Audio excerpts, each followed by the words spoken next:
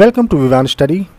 दोस्तों आज है 17 जून 2020 और 17 जून 2020 से संबंधित जितने भी करंट अफेयर बनते हैं उन पर हम डिस्कशन करेंगे और इनसे रिलेटेड जो फैक्ट और क्वेश्चंस होंगे उन पर भी हम विस्तृत चर्चा करेंगे। तो गाइज़ अगर आप हमारे चैनल पर नए हैं तो चैनल को सब्सक्राइब कर ले, साथ ही साथ बेल नोटिफिकेशन ऑन कर लीजिए ताकि हमारे पास से किसी प्रकार की कोई कम्पिटिटिव वीडियो अपलोड हो तो उसकी नोटिफिकेशन सबसे पहले आप तक पहुँचे। और अगर आपने हमारे चैनल को ऑलरेडी सब्सक्राइब कर लिया है तो चैनल को अपने फ्रेंड्स को ज़्यादा से ज़्यादा शेयर करें ताकि आज की करंट अफेयर मिस ना हो। और आज की जो करंट अफेयर है इसकी पीडीएफ फाइल आप हमारे डिस्क्रिप्शन बॉक्स में जाकर डाउनलोड कर सकते हैं, वहाँ पे लिंक प्रोवाइड की गई है। तो गाइस वीडियो को शुरू से लेकर लास्ट तक ध्यान से देखिए और अगर आपको वीडियो अच्छी लगती है, हेल्पफुल लगती है तो वीडियो को ज़्यादा से ज़्यादा अपने फ्रेंड्स को शेयर करें, साथ ही साथ वीडियो को लाइक करें। तो चलिए बढ़ते हैं आज की करंट अफेयर पर।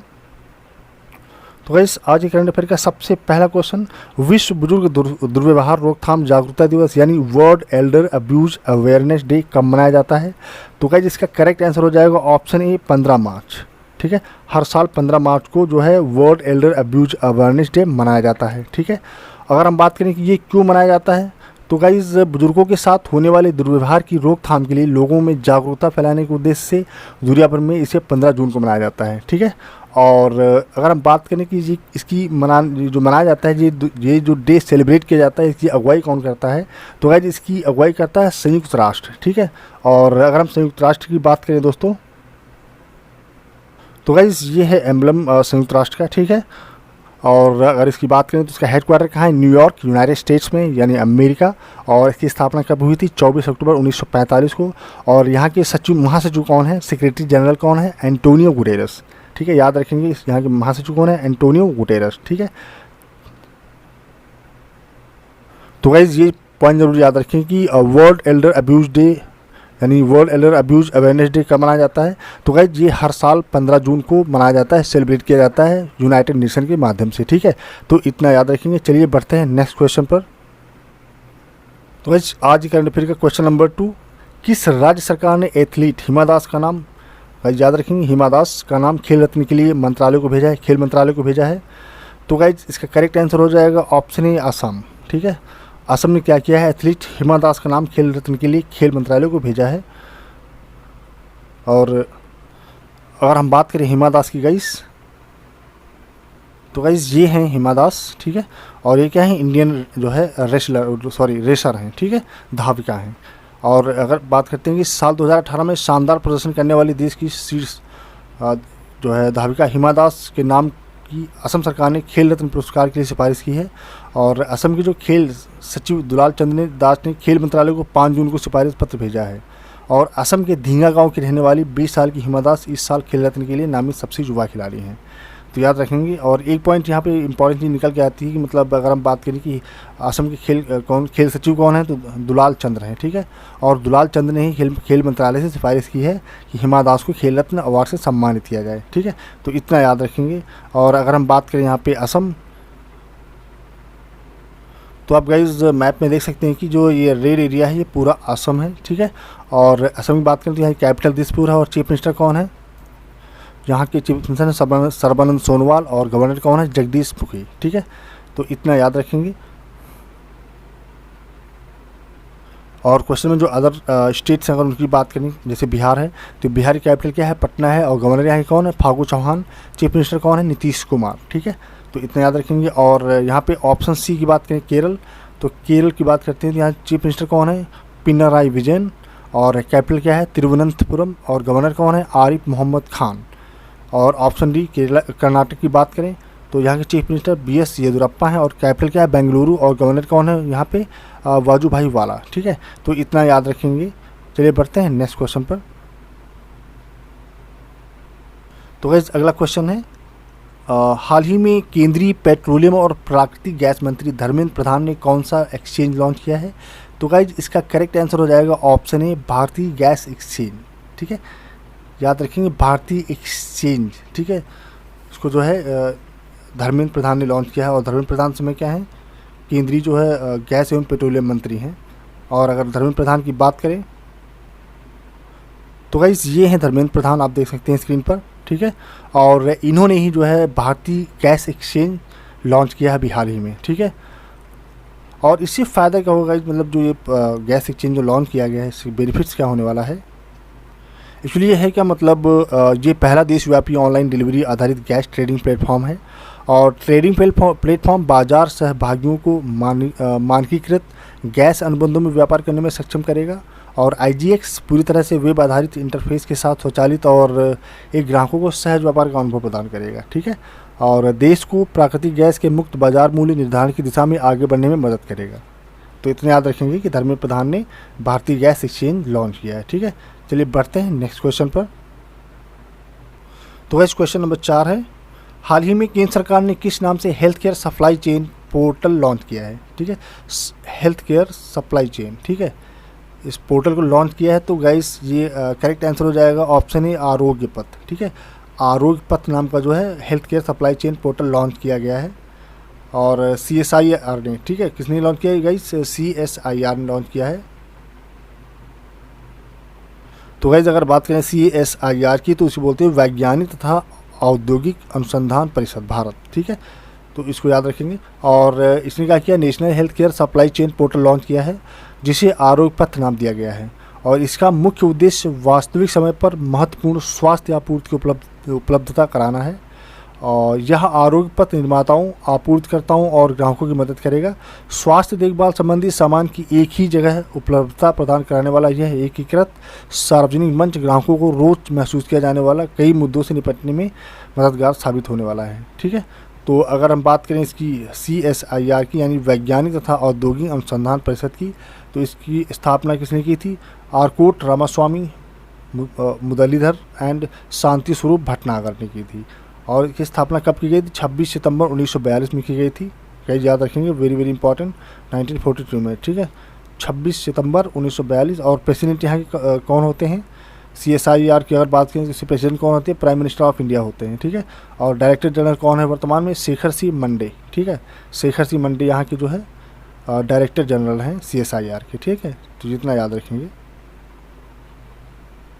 तो भाई ये प्रारूप है आरोग्य पाथ पोर्टल का, ठीक है। अगर आप वेबसाइट पे जाएंगे, वेबसाइट अगर आप ओपन करेंगे तो ऐसा ही प्रारूप वहाँ पे आपको शो करेगा आरोग्य पथ पोर्टल का, ठीक है। तो इतना याद रखेंगे। चलिए बढ़ते हैं नेक्स्ट क्वेश्चन पर। तो भाई नेक्स्ट क्वेश्चन, फिलीपींस में भारत के अगले राजदूत किसे नियुक्त किया गया है। तो गाइस इसका करेक्ट आंसर हो जाएगा option A Shambhu S Kumaran, ठीक है। शंभू एस कुमारन को फिलीपींस का जो है राजदूत नियुक्त किया गया है अभी हाल ही में, ठीक है। और अगर हम बात करें शंभू एस कुमारन की, तो गाइस ये हैं शंभू एस कुमारन, ठीक है। और शंभू एस कुमारन को फिलीपींस गणराज्य में भारत के अगले राजदूत के रूप में नियुक्त किया गया है। वे वर्तमान में किंगडम ऑफ मोरक्को में भारत के राजदूत के रूप में सेवारत हैं, ठीक है। अभी ये फिलहाल वर्तमान में कहाँ पे है, मोरक्को में जो है, किंगडम ऑफ मोरक्को में जो है अभी तैनात हैं, सेवारत हैं।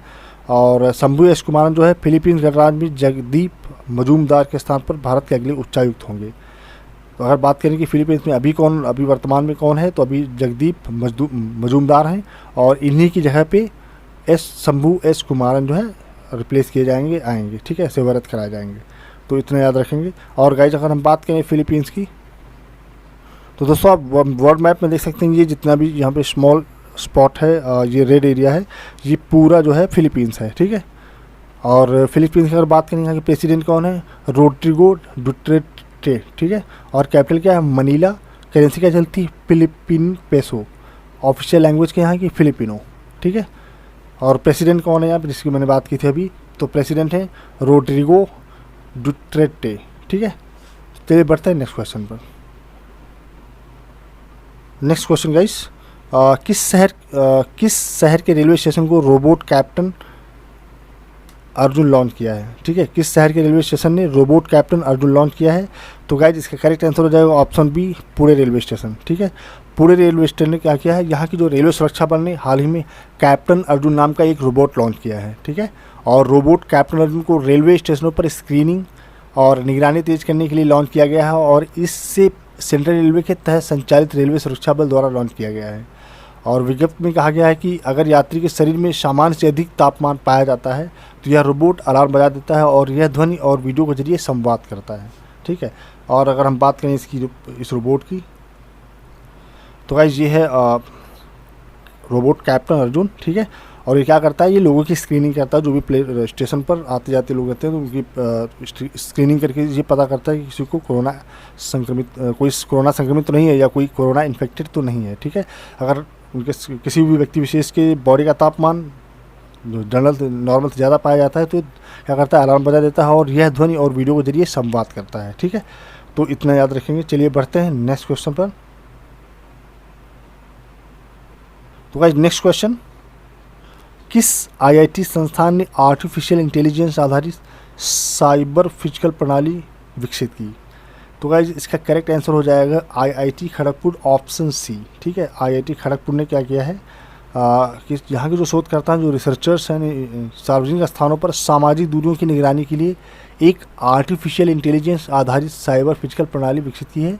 और आईआईटी शोधकर्ताओं द्वारा विकसित डिवाइस सामाजिक दूरी मानदंडों का उल्लंघन होने पर अलर्ट जारी करेगी। और संस्थान के शोधकर्ताओं ने सस्ती और आसानी से सुलभ हार्डवेयर सामग्री का उपयोग करके डिवाइस को डिज़ाइन किया है, बनाया है, ठीक है।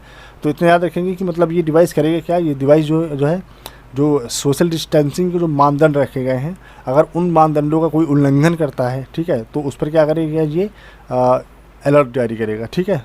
तो ये याद रखेंगे। चलिए बढ़ते हैं नेक्स्ट क्वेश्चन पर।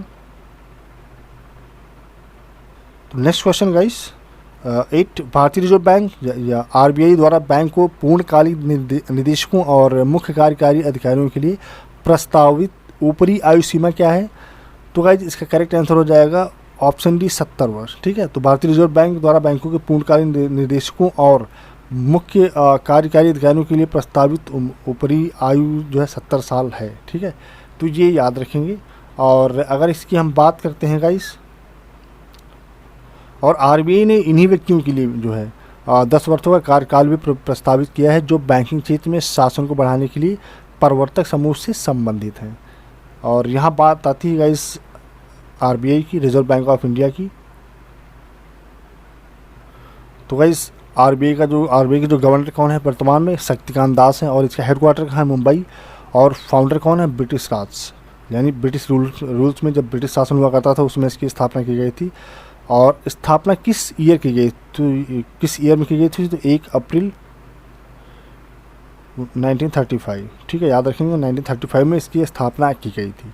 चलिए बढ़ते हैं क्वेश्चन नंबर नेक्स्ट पर, 12 पर।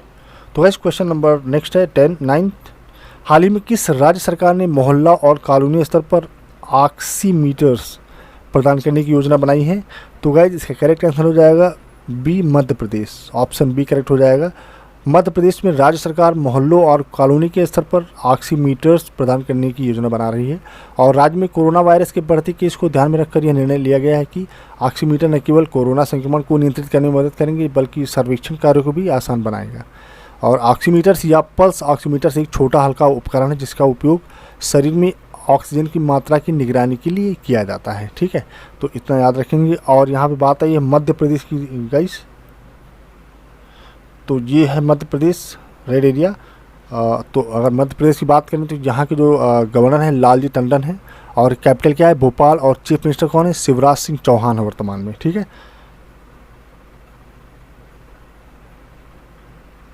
तो इस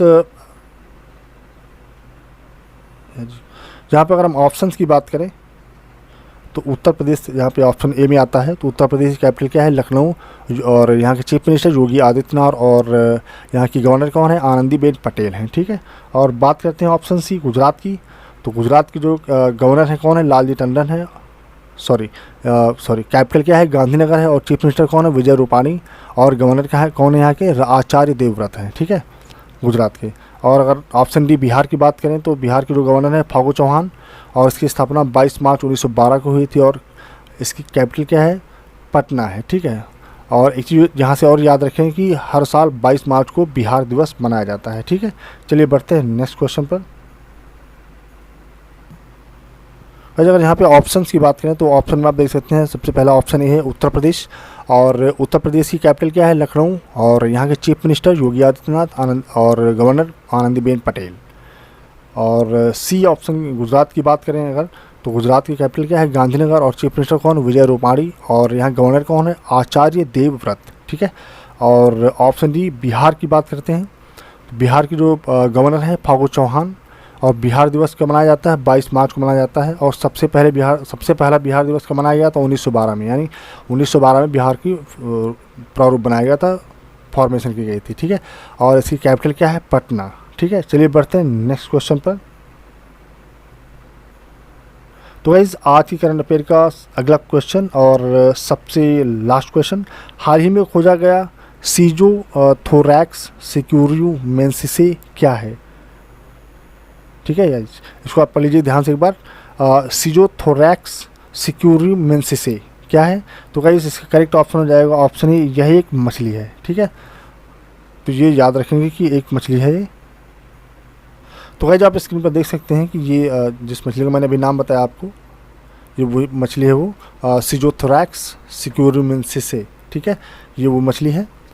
और हाल ही में अरुणाचल प्रदेश में मछली की एक नई प्रजाति खोजी गई है और इसे डॉक्टर केशव कुमार झा, जो एसोसिएट प्रोफेसर हैं और प्रमुख जूलॉजी विभाग में जवाहरलाल नेहरू कॉलेज के द्वारा खोजा गया है। और मछली की इस नई प्रजाति का नाम सीजोथोरैक्स सिक्यूरियोमेंसिसे रखा गया है। और इस मछली की प्रजाति का नाम उन नदियों के नाम से पड़ा है जहाँ से ये पाई गई है। ठीक है, तो इतना याद रखें। तो गाइज ये थी आज की करंट अफेयर। तो गाइज मिलते हैं कल की करंट अफेयर के साथ। तो गाइज अगर आपको कोई सजेशन, कोई कमेंट या किसी प्रकार की कोई सलाह देनी है, एडवाइस